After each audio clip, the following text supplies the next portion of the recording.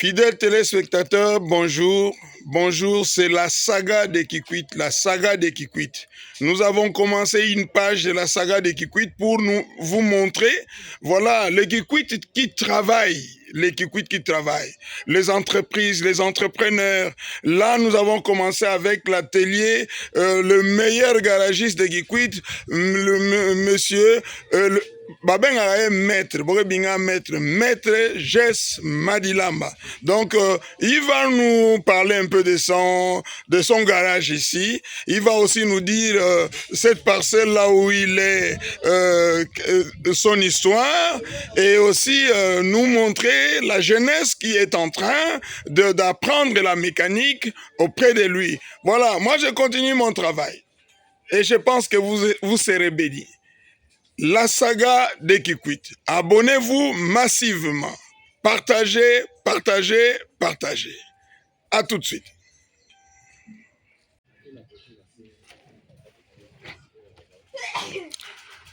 Bonjour les jeunes. Bonjour. Ben nous kele ba stagiaire ya garage Jess Madilamba. Hein? Élève ici. Élève, hein? Joyce Madilamba. Joyce Madilamba. Ange. Merlin Zumba. Merlin Zumba. Ebunange. Ebunange. Ndakasika Matoni. Nani? Ndakasika Matoni. Ndakasika Matoni. Ebunange. Muika Gloire. Muika Gloire. Bon, il y a yenki. Tirbo. Tirbo. Bege combien d'élèves? Ebunange. Bege combien d'élèves? Bon, saningi beme save bon smandu na ben ankaka keko fa bon tangu na balabal na ba coin nki metinda ben ki ben na ko choisir na ko longa ki saluye Kima metinda betu na longa ki saluye ya bete mona ba jeune la boye bisa ba venir bisa lukive oina na oke ko so sa ba bisa na ka ba bureau. Mais bête en bison, la bête encore mécanique, donc dans ma classe, on a été préparé pour ça garage, ça on a préparé, on a bête à venir. Ah, na classe ni yana kusala wa. La classe moi est na complexe scolaire Malonge. Malonge que technique. Ah oui, Nenge na ki classe. Moi est finaliste, moi en 6e. Nge na 6e. Ah, en tant que kusulonga pratique. Pidi na cher. Ah, est-ce que bega na kima kutuba na banfumu samu na maître Jess Madilamba. Nki bele lombi la maître Jess. Bon, l'homme soutien. L'homme soutien ça va œuvre ça là quoi maître Jess ça va œuvre. Avec côté na kacha garage ba mon puis ba œuvre mais ça là ka. L'homme soutien ça na oui ka ba outil. Na banfumu pour tout être courant ça ba machine électronique ba machine électrique. Botu la bedunki courant. Mais c'est de respecter budila maboko. Voilà. Boga na mfuna ba machine mais na courant qu'elle vient pila kusadila yo. Voilà. Je continue. Courant puis KV ça ba machine mingi yo ça la yo électronique yo lomba courant. Moi KV donc mais yo quand on beta bisa lu mingi. Il faut être avancé mais ba bisa lu ne quand ba courant. Mais à part ça Nani kana kimanga kutuba entrepreneur. Imene me vutukila maître Jess.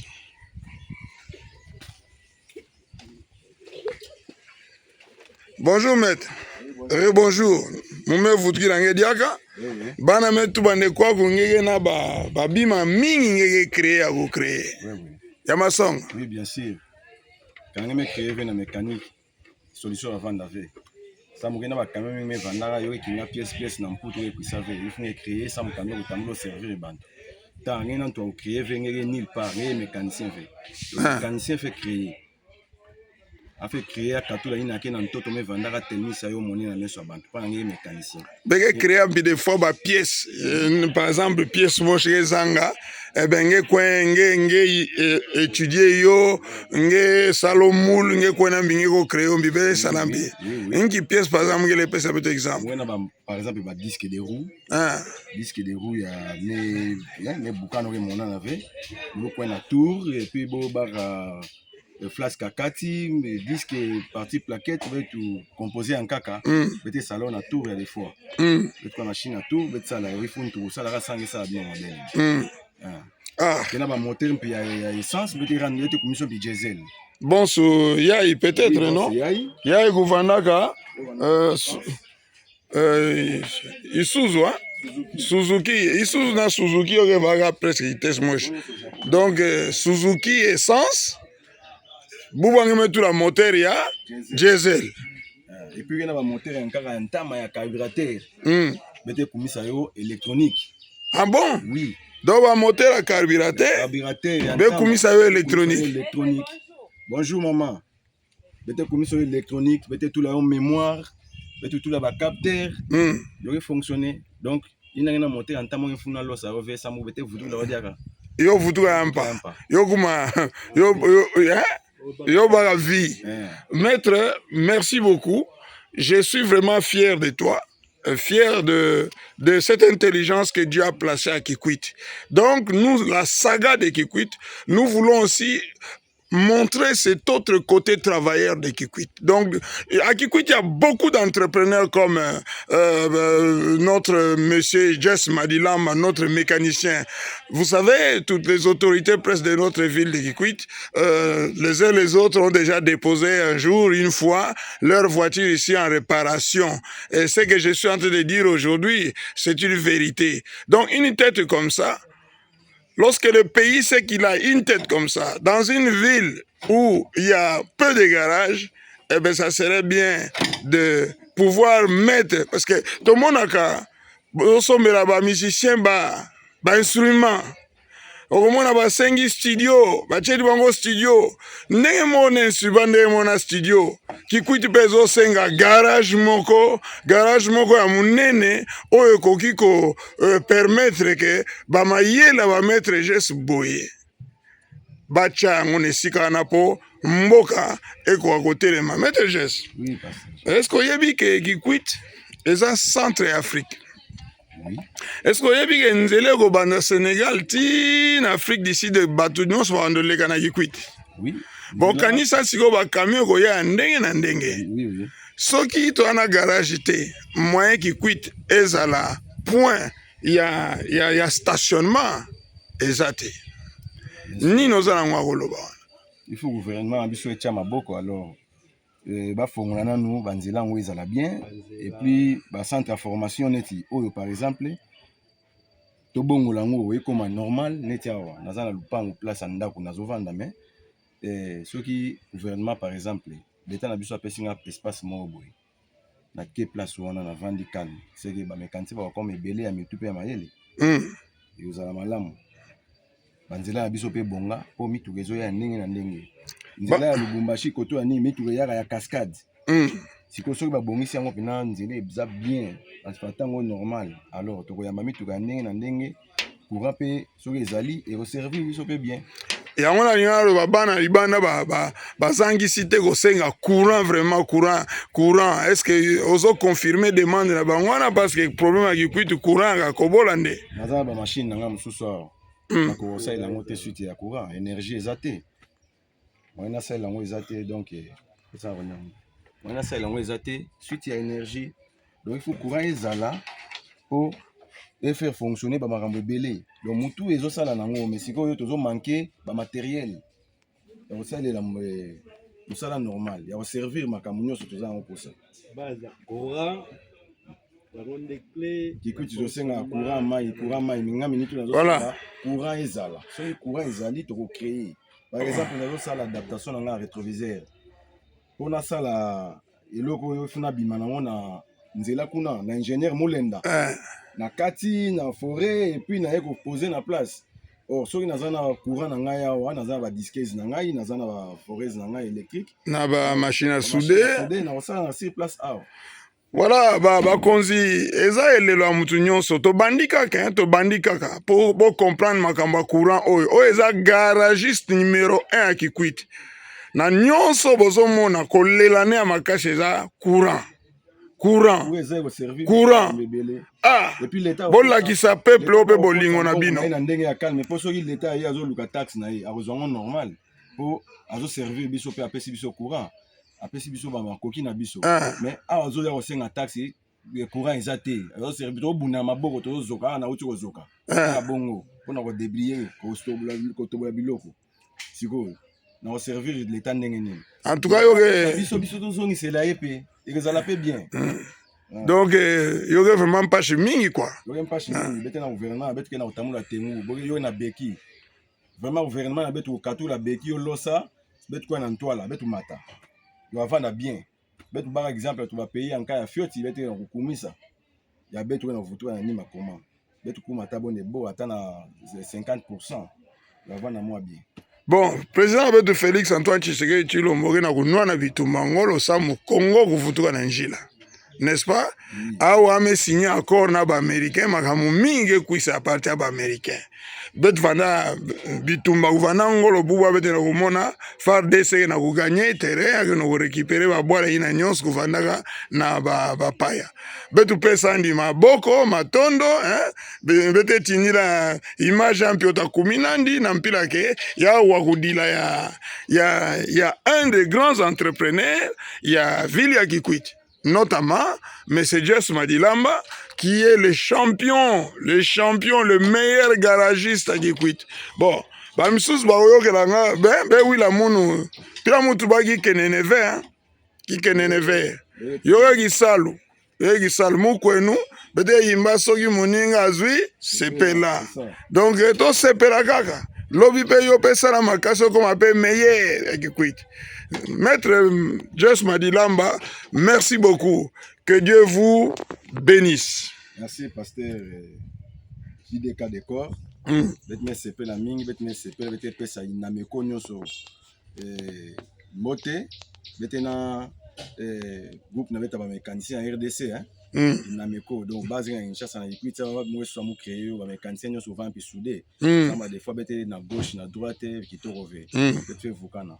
Bete vukana ba ninga nka bankaka na bidi bantete, mais bete na association ngola ba mécanicien. Le inameko.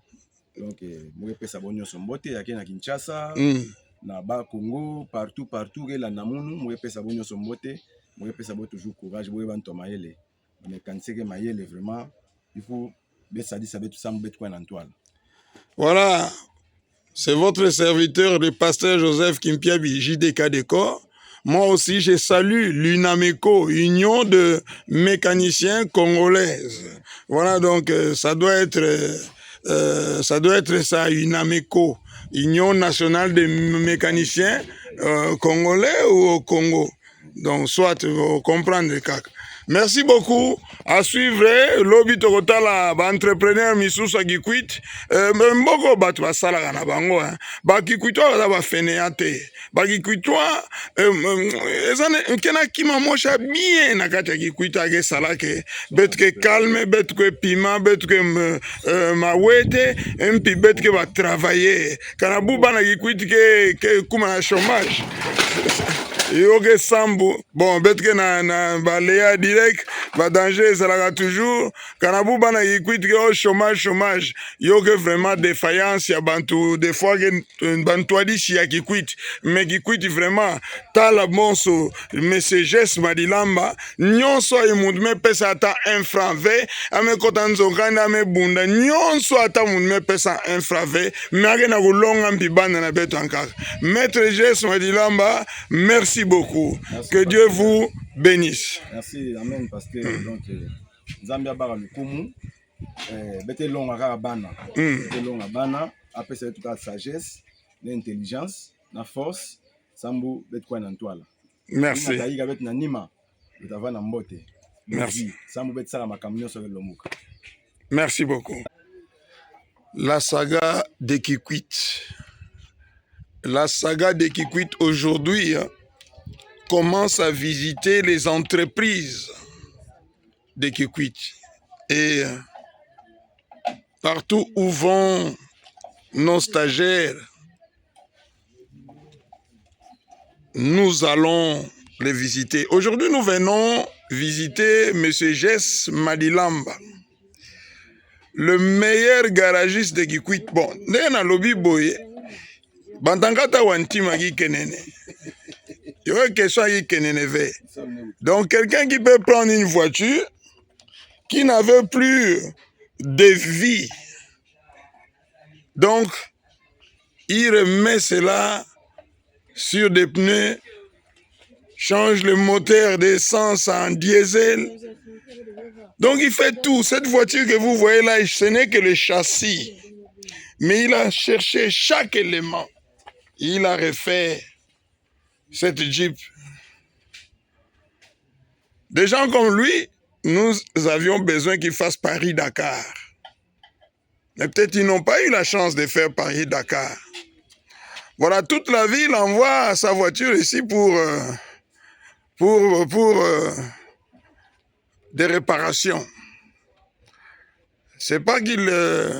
mais ce sont des gens qui n'ont pas fini de payer, hein, ou n'ont pas de moyens pour acheter des pièces, c'est pourquoi les voitures traînent ici.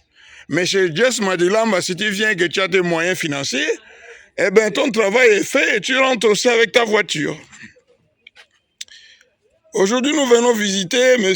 Jess Madilamba, notre meilleur garagiste qui rigolait tout à l'heure, mais laissez-moi me présenter aussi avec lui. Toujours il salue.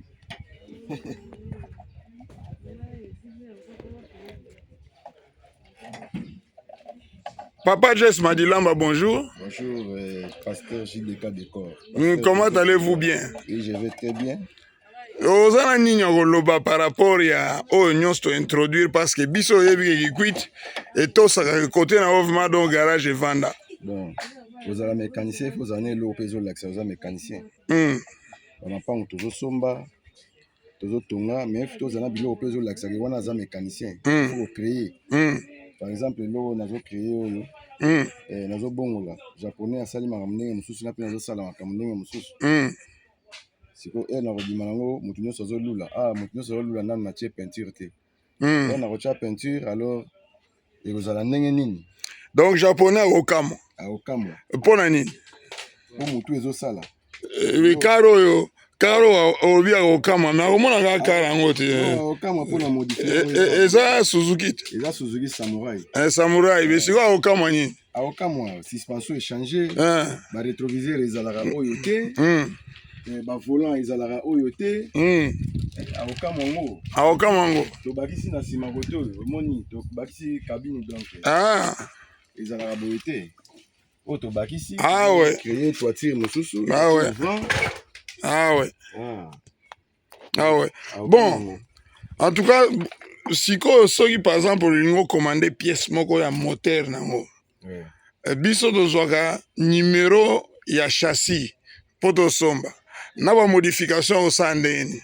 Bon, awa nakozwa numéro ya châssis si par exemple nazosenga pièce ya épave neti portière poignée nakozwa toujours numéro ya châssis ezali mais nakocrée mpe catalogue na ngai modification nazosala ocrée catalogue baninga eske tokobetela maître Jess Madilamba maboko bongo bino bato bozosala formation bokoya awa bobima mpe koto na kati maître nasepeli trop biso na kikui toza na besoin ba intellectuel lokola yo. Bien sûr. Parce que ça na côté savant, ozo créer. Oui. Hein, ozo créer biso za na besoin ba lokola yo. Sikoyo na tuna question mususu. Ba camion électronique comme problème trop est-ce que na kati garage na oza na souci wana. Que bakaro ezobima sika, bozana difficulté à réparer ango par exemple. Est-ce que bozana difficulté à réparer bakaro ezobima? Difficulté zapo tozana makokinyo sur réparer par exemple machine tu vois comme il faut que tu machine bon après tozana machine mais ça complété ceux qui ba moyen monani to somba ba machine ya makasi ko détecter biso ba panne rapide mais tout ça la même ba panne belé toujours dépendre on sent même machine vie expérience to za na mosala to détecter ba panne mususu ka mutu na biso kaka to bunditi to décanter mais oye ko li mécanique wapi na sala yango toujours na kikwiti awa na kikwiti awa na sali ITPK comme ya kikwiti tu ba mo ikong si bo wa bikes ITPK me refoule munu lunya me yamba munu comme on trouve ça bayang ko yuvanda pana bo me bamu wenda tamuna lunya alors bet me ko évoluer na lunya bet me ku santanga na garage tout dirait kaunka dia na garage chaque jour on trouve kaunka toujours l'onion so ya nka bet longa na classe V mais rien ne va na technicien faut créer faut tout chaque jour yo kaunka ngai longa chaque jour bet longa pe chaque kima bet moche sans qu'il ait passé na formation moi je dis sans que j'ai passé na classe diaka mais quand me va na kimange lonka yo ngiza ba kinge créer En tout cas, ça là awa betu na kishika. ah bete na le garage bon domicile non nous ont piqué sur place awa Kishika histoire no enki. bon awa Ça bete na ikuiti. awa na histoire anda histoire anda bon minute avec garage yoke garage c'est vrai. Yoke na histoire anda on pinanzo ba Pesa betu ka mwanda mo ya banami bana. Yoke na histoire nene ya vie ya King Kester. Ya King Kester donc lupangu ya wa King Kester mene ya na ikuiti. Donc na kupesa dia vie. Kubashika star ya musique, bubwa star ya mécanique donc yake lupangu ba star. C'est lupangu béni. Yoke béni c'est ça non? Béni alors moi pesa mbote na bonionso ba mubiala nyonso moi pesa bonionso mbote ba mami ba mbuta joli bonionso ba aimé ba bonionso moi pesa famille nyonso mbote bete na kunwa na kaka na malembe ba kamnyonso bita changer donc bete na kwa malembe bon betu futukila kisalu nanga mécanique mayele angeke ti yo eske nge na kutransmettre mpito ngeke esalaka nge moche? Oui, bien sûr bana ke na nganda bo na osala bisalu bana ke na nganda ya mwe na ona ntume kabisa mpi na bobo na osala donc mwe na kota nka bon bo na kota na seke ntume kanguka déjà na bana mpi déjà en tout cas mwe futu